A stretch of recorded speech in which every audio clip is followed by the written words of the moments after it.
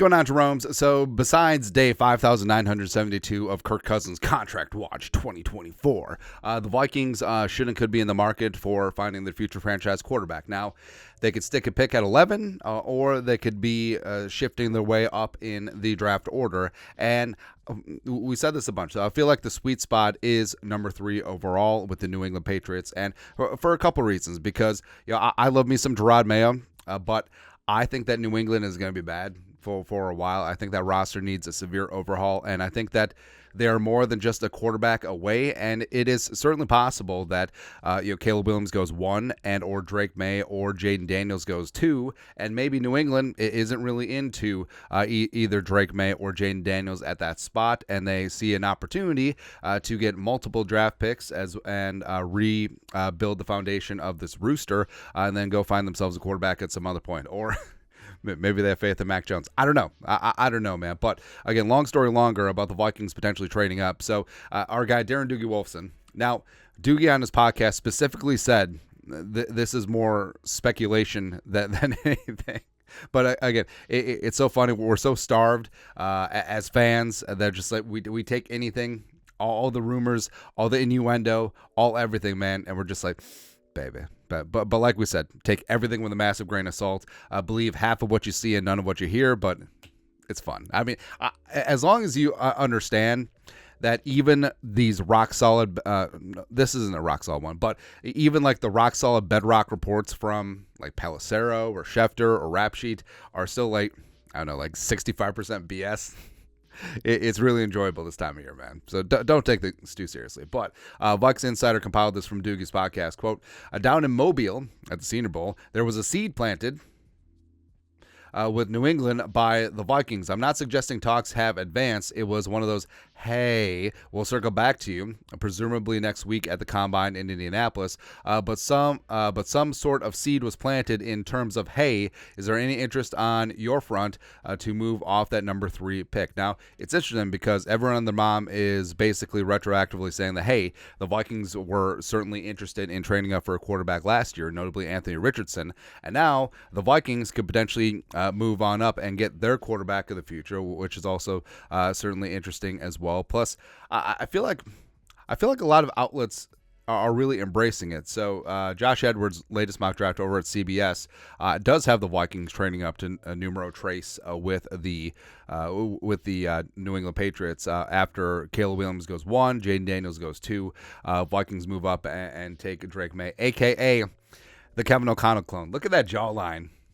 Looks good, man. Looks fantastic. Now, yes, the NFL Combine starts next Monday, and beyond the underwear Olympics, it's really the unofficial start of the new league business year. Now, yes, legal tampering doesn't take place until March 11th. No, there is no legal tampering before then, but it's baloney. It's absolute BS. All the agents, all the GMs, all the executives and decision makers are in Indianapolis. You know, they're having a couple of cocktails. They're having some steaks. They're having some of St. Elmo's famous shrimp cocktail, and they're talking shop.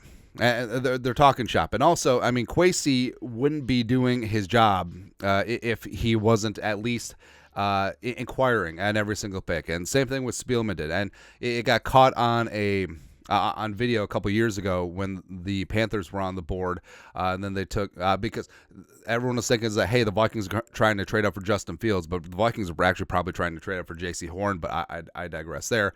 But yeah, I mean, Kwesi would not be doing his job if he wasn't at least touching base, and the Vikings, if they want to move up. So this is the modified Jimmy Johnson trade chart. Of course, a little bit dated, but it has been updated by sites like Draft Tech. So the Vikings at 11 have a 1250 value. New England at 3 have 2200. And future draft picks for the next year are rated at 16. 2 years from now are rated as 32 because of the value of time. But the time is a flat circle. But the Vikings would probably have to give up at least a future first rounder and probably some change, maybe even up to 3 first rounders to move up to number 3 overall. And it is kind of similar to when the 49ers moved up from 12 to 3. Did cost them 3 first round picks.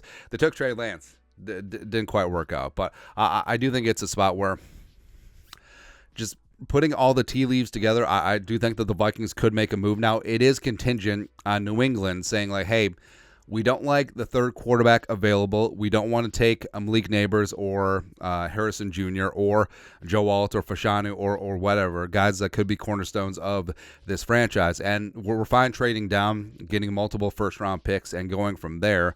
So, I mean, there's a lot of ifs, ands, or buts, and won't really know until New England's on the clock in all likelihood, because I don't see, if New England's really interested in Williams, May, or Daniels, because one of them is going to be there, and I think that they want to see what their options are before they make a trade. Now, they certainly could have a deal in their back pocket. I mean, I wish we were privy to some of these contingent deals where it's like, hey, if XYZ happens, and then we'll give you this. Like, I'm sure that there's so many blockbuster trades that were just like, it's like your 17-leg parlay that hit on 16 legs. What could happen, man? But I do think that the Vikings, if they are motivated to find their quarterback either in the top 3 or J.J. McCarthy, who seems to be consensus quarterback 4, I could see them moving up. Tennessee at 7 makes sense. The Chargers at 5 potentially, and also New England at 3. I don't think Arizona's going to move, because I think they're down to clown getting either Harrison Jr. or Malik Neighbors in that spot. But I would look at 3, 5, and 7. Potentially leapfrogging quarterback needy teams in the Giants at 6 if they decide to move on from Daniel Jones, or the Falcons at 8, because unless they sign Kirko, who knows, man. But like we said, it's always fun to speculate, but take everything with a massive grain of salt. Massive, man. Your thoughts are thoughts. Vikings planting seeds of potentially moving up to 3. We'll see. Let us know your thoughts and our thoughts in the comment section below. Subscribe for daily Vikings takes. We'll support the work. Put a little something in the Venmo. But till next time, Skull Production Value.